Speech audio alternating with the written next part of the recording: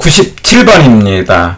97번부터는 투자 분석에서 두 번째 해당되는 DCF법에 관련된 문제를 보겠는데, 우리가 투자 분석이라는 건 여기 물건이 하나 있는데 물건에 투자를 할 거냐 말 거냐를 판단하는 거예요. 여기는 3단계가 있다고 그랬어요. 첫 번째는 번돈 계산, 두 번째는 현가 계산, 세 번째는 판단이 있는데, DCF는 여기 판단에 관련된 내용이에요.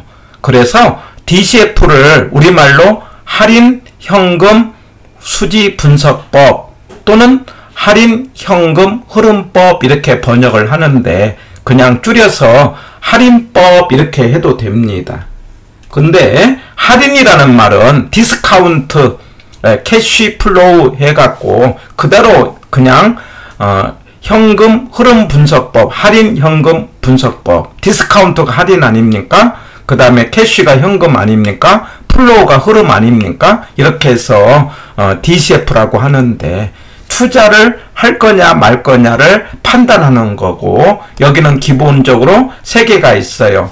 순수내가 있다, 수년가, 수익성 지수, 내부 수익률이 있어요. 기본 세 개가 있습니다. 수년가, 내부 수익률, 수익성 지수가 있는데, 수년가라는 것은 유입의 현가 빼기 유출의 현가입니다. 그걸 나누기로 바꾼 것이 수익성 지수고, 유입의 현가를 유출의 현가로 나눈 것이 수익성 지수고, 수익성 지수는 1보다 클 때, 수년가는 0보다 클 때, 이 수년가를 퍼센트로 바꾼 것이 내부 수익률인데, 내부 수익률은 요구 수익률보다 클 때 투자한다, 이런 내용이에요. 그래서 제가 순순에 이렇게 이야기를 할 거고, 순영, 수일, 내요, 순영과 수일이 내요했다, 이렇게 기억합니다. 그래서 여기에 관련된 문제입니다. 97번 틀린 거 됐어요. 1번 장래 예상되는 현금 수익과 지출을 현재 가치로 할인하여 분석하는 방법이다. 맞습니다. 그래서 DCF는 현가로 계산한다. 왜 그러냐면은 부동산에서 번 돈이라는 건 나중에 벌었으니 판단은 지금 하니까 현가로 해야 판단이 정확해진다, 이런 이야기예요. 그래서 현가라는 게 들어가고 할인한다는 거, 그래서 할인법 했다는 것. 자, 2번 장래 현금 흐름의 예측은 대상 부동산의 과거, 현재와 비교 부동산의 자료를 토대로 미래를 예측해서 사용한다, 이 말이에요. 자, 결과적으로 앞으로 번 돈을 계산을 한다, 이런 개념. 3번 현금 흐름의 추계에는 운용으로 인한 영업소득뿐만 아니라 처분 시에 지분 복귀액도 포함된다는 거. 이게 중요하죠. 그래서 DCF는요 임대료와 월세 두 개를 합쳐서 계산한다, 이런 개념. 그래야 더 정확한 번돈 계산이 되겠죠. 그리고 4번에 가서 여기 해당된 게 3개가 있는데 순수내가 있다, 이 말이에요. 수년가, 내부 수익률법, 수익성 지수법은 현금 흐름을 할인하여 분석하는 방법이다. 맞습니다. 자, 그런데 5번이 틀렸는데, 자, 할인 현금 흐름 분석법에서 사용되는 요구 수익률, 이게 뭐냐면은 현가를 계산을 해야 되겠는데, 이 현가를 계산할 때 거기에 적용되는 수익률이 요구 수익률이에요. 그런데 아까 할인 현금 분석법은 두 가지로 계산을 한다고 그랬죠. 말하자면 영업소득도 있고 그 다음에 매매 차익도 있는데, 여기 나오는 세후 수익률, 그 다음에 종합환원율, 지분 배당률, 이런 말들은 나중에 나오겠는데, 이거는 월세 계산에서만 나오는 말들이에요. 그러니 이거 틀렸다, 이 말이에요. 그래서 배당이라는 것은 1년 동안에 임대료로 돈 벌고 1년 동안에 배당을 해주는 거죠. 그런데 DCF는 월세도 있고 매매 차익도 있는데, 여기 들어가는 수익률에는 이거 매매 차익이 안 들어갔다, 이 말이에요. 그래서 5번이 틀렸고 정답은 5번이 되겠습니다. 해서 이거 체크 포인트로 한 번 더 점검을 해봅시다. 자, DCF. 우리는 이걸 할인현금 수지 분석법 이렇게 이야기를 하고 그냥 짧게 할인법 이렇게 하자고요. 예. 근데 이거 할 때 3단계 거친다는 거 판단하고요. 번 돈 찾고, 그래서 우리가 소득이득과 자본이득을 계산을 한 거예요. 두 번째는 현가 계산이 들어간다. 이게 현가를 할 때는 공식에 1 플러스 R의 N승분의 1 이 공식이 들어가죠. 이때에 현가를 했다는 것은 시간 가치를 고려했다 이런 말이에요. 그래서 다음에 문제를 풀 때 시간 가치를 고려한 걸 고르시오 이런 말이 나오면 현가라는 글자가 들어간 걸 고르면 돼요.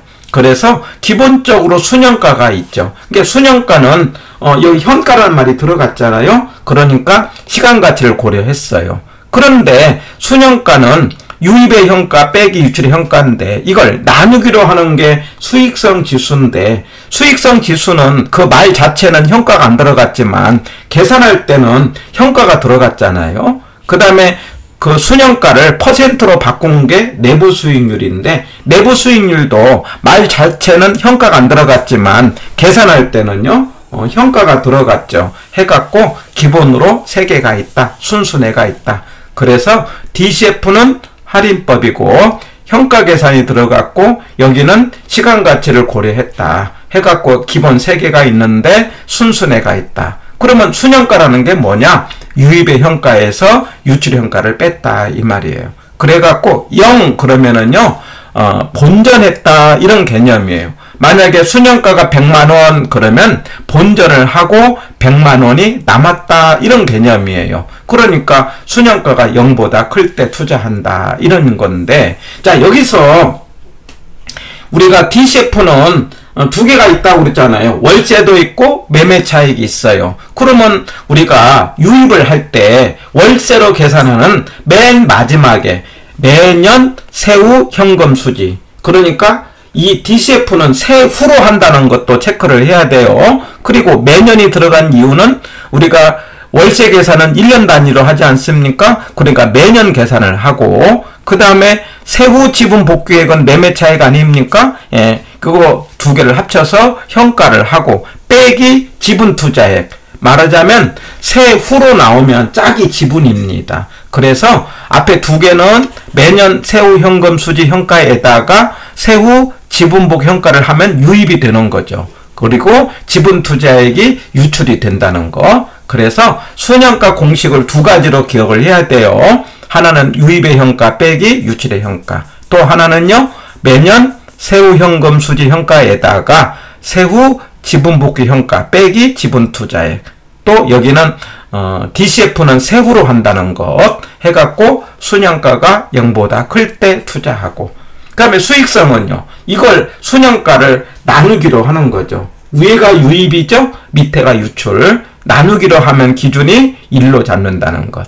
그 다음에 순현가를 퍼센트로 나타내는 게 내부 수익률인데, 이거 말로 할 때 유입의 현가와 유출의 현가를 같게 이렇게 표현을 하죠. 예, 같다는 건 순현가가 얼마? 0, 수익성이 1 해갖고 내부는 요구보다 클 때 투자한다. 그래서 순영, 수일, 내요 이렇게 기억합니다. 대단히 중요해요. 자, 이렇게 판단이 3개가 있는데 이 3개 중에서 무조건 순현가법이 우수하다 이렇게 풀면 돼요.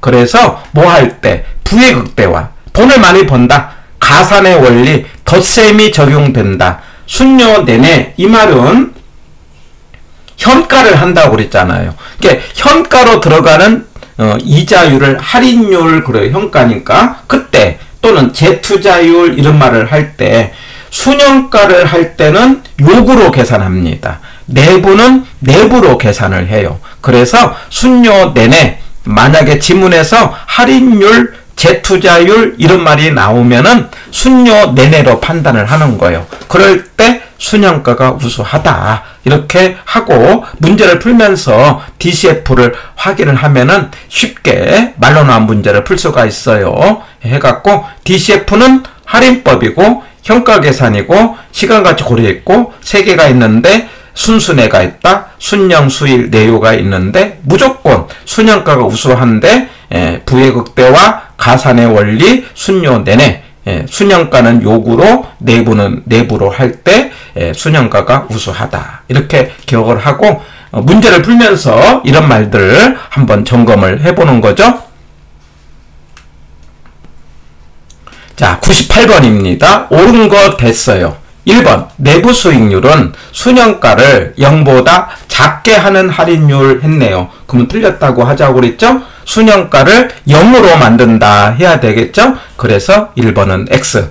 그 다음에 2번 수익성 지수는 순영금의 투자 지출의 합계를 그 다음에 수입의 합계로 나눈다. 자, 우리가 수익성은 위에가 뭐가 돼요? 유입이지 않습니까? 밑에가 유출이지 않습니까? 물론 다 현가가 들어갑니다. 그런데 유입의 현가를 유출의 현가로 이렇게 나눈다 해야 돼요. 근데 2번은 바꿔놨어요. 그래서 틀렸다 이 말. 3번 순영가는 유입의 현재 가치에서 유출의 현재 가치를 뺀 거다. 맞습니다. 해서 98번의 정답은 3번이 되겠네요. 4번 회수기간법은 투자 시점에서 발생한 비용을 회수하는 데 걸리는 기간을 따지는 거죠. 그러면 회수할 때는 빨리 뽑아야 되겠죠? 그래서 회수기간이 장기, 그러면 틀렸죠? 회수기간이 단기 하자는 거예요.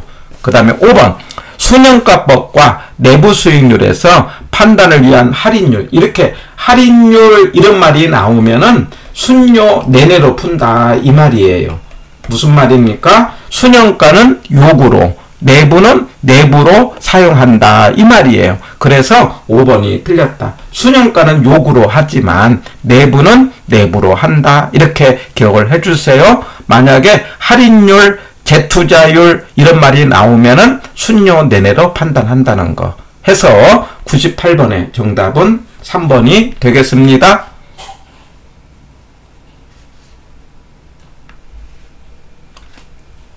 99번이에요.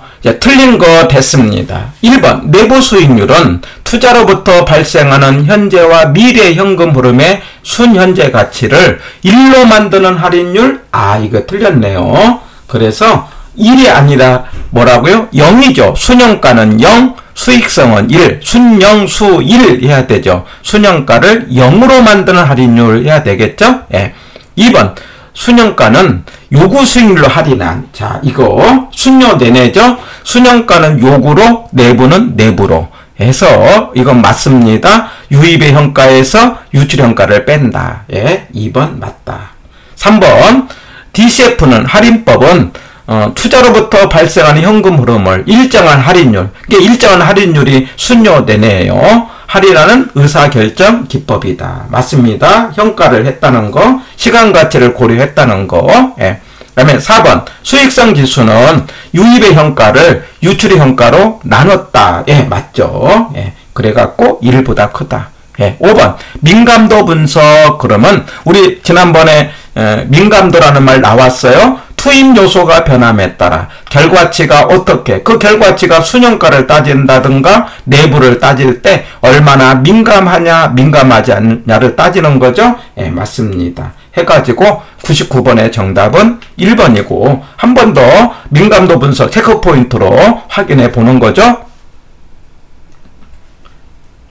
자, 체크포인트로 우리 지난번에 민감도 그러면 투입 요소에 따른 결과치를 분석하는데 민감도가 클수록 위험하다. 그런데 이 말 나올 때 흡수율 그러면 매물이 구체적으로 얼마나 팔렸는가를 따지는 거예요. 그래서 시장성에서 나오고 시장성은 매매 가능성이고 이거는 매물이 팔렸는가를 따질 때는 구체적으로 매물이 정해져야 돼요. 그래서 구체적 미시적 방법이고 이런 걸 따지는 것은 미래 분석이다. 이거 하면서 약간 올해는요, 이 회계 분석을 물어볼 것 같아요. 이 회계 분석은요, 통계학에서 말하자면 영향을 주는 쪽을 독립변수라고 해요. 그래갖고 받는 쪽을 종속 변수라고 해갖고 말하자면은 이제 회귀식이라는 걸 만들었어요. 통계학적으로 결과를 딱 추정한다. 이런 분석을 회귀 분석이고, 이 회귀 분석은 매출액이라든가 순영가라든가 그다음 평가라든가 이렇게 통계를 이용해서 결과를 찾아내는 게 회귀 분석이다. 이거 나중에 한 번 더 제가 활동편에서 언급을 하겠어요. 이제 용어 하나 가볍게 정리를 하고요.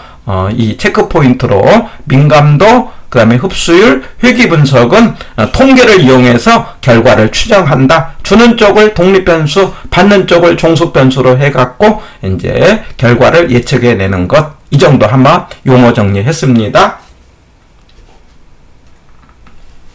자, 100번이에요. 옳은 것. 자, 기억. 내부 수익률, 순현재가치법, 수익성은 할인현금 기법에 해당된다. 맞죠? 순순해. DCF. 그 다음에 니은. 순현재 가치가 0이 되는 단일 투자 의 경우 수익성은 1이 된다. 맞습니다. 하나일 때 순현가가 0이면 수익성은 1이 된다. 이 말이에요. 그 다음에 디귿. 재투자율. 바로 이런 거예요. 재투자율 이런 말이 나오면 뭐라고 판단하자? 순녀내내. 순녀내내. 순영가는 요구로, 내부는 내부로 하자 이 말이에요. 그거 틀렸다 이 말이에요. 순영가는 요구로 하고 내부는 내부로 하는데 내부를 요구로 한다 해서 틀렸다. 순영가는 요구로 한다 이 말이에요. 예, 틀린 거. 그 다음에 니을. 회계적 이익률법에서는 회계적 이익률이라는 건 장부상의 수익을 말하는 거예요. 그래갖고 투자한의 이익이 목표보다 높은 것 중에서 그 이익이 높은 걸 한다 이 말이에요. 맞는 말이 되겠어요. 상식적으로 판단합니다. 그 다음에 미음. 내부 수익률법에서는 내부와 실현을 비교한다. 아, 틀렸네요. 내부는 요구하고 비교를 하는 것 아닙니까? 순영, 수일, 내요. 그러니까 내부는 요구하고 비교해서 투자 여부를 결정한다 해야 되겠죠? 그래서 틀렸고, 맞는 것은 기억, 니은, 니을이 되겠으니까 2번이 정답이 되겠죠? 자, 그러면은 한 번 더 체크 포인트로 이제 할인법 비교를 봅시다. 다 설명을 했는데 우리가 투자를 할 때 독립적 투자, 배타적 투자 이런 말이 있어요. 이게 독립적이라는 것은 하나씩 판단하는 거예요. 그때 순영가가 0보다 크면 이게 순영가가 0 그럼 본전했다 이 말이에요. 순영가가 100만 원 그러면 본전을 하고 100만 원 남았다 이 말이에요. 순영가가 1000만 원 그럼 본전하고 1000만 원 남았다 이 말이에요. 그럴 때 독립적일 때는 세 가지 방법 중 어떤 것으로 하든 간에 똑같아요. 말하자면 순영가가 0보다 크면 수익성은 1보다 크고 내부는 요구보다 큰 거예요. 만약에 순영가가 0보다 작으면 수익성은 1보다 작고 내부는 요구보다 작은 거예요. 만약에 순영가가 0이면 수익성은 1이 되고 내부는 요구가 된다. 이런 이야기. 그러니까 독립적일 때는 세 개 중에서 어떤 것으로 판단을 하든 간에 결과가 똑같다 이 말이에요.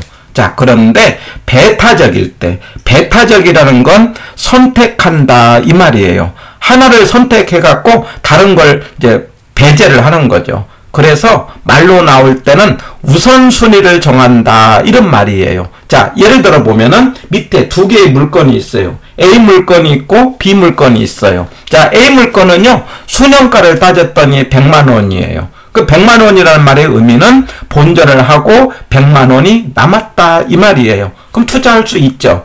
자, B 물건이에요. 본전을 하고 1000만 원이 남았다 이말 투자할 수 있어요. 문제는 둘 중에 하나를 선택하려고 해요. 그러면 뭐 해야 되겠어요? 당연히 B를 해야 되겠죠. 예. 왜? 1000만 원이 더 많이 벌었기 때문에. 자, 근데 문제가 있어요. 이걸 퍼센트로 바꿨더니 A 물건은요 내부 수익률이 15%가 나오는 거예요. 우리가 퍼센트 계산을 하다 보면은 금액이 작으면은요 이게 퍼센트가 높게 나오는 경우가 있어요. 투자 금액이 작을 때. 그런데 B 물건을 퍼센트로 계산했더니 내부로 했더니 10%가 나와요. 그러면 내부로 보면은 A가 높잖아요. 그러니까 순영가로 볼 때는 B가 좋고 내부로 볼 때는 A가 좋다 이 말이에요. 이렇게 선택이 달라진다 이래요. 이걸 배타적 투자인데 무조건 뭐가 우수하다? 순영가가 우수하다 이 말이에요. 그래서 순영가에 따라서 B를 선택하라 이런 이야기. 예. 그러면 그렇게 하면은 부의 극대화 된다는 거예요. 돈을 많이 번다는 거예요. 그래서 지문에 부의 극대화 이런 말이 나오면은 무조건 뭘로 판단하라? 순영가.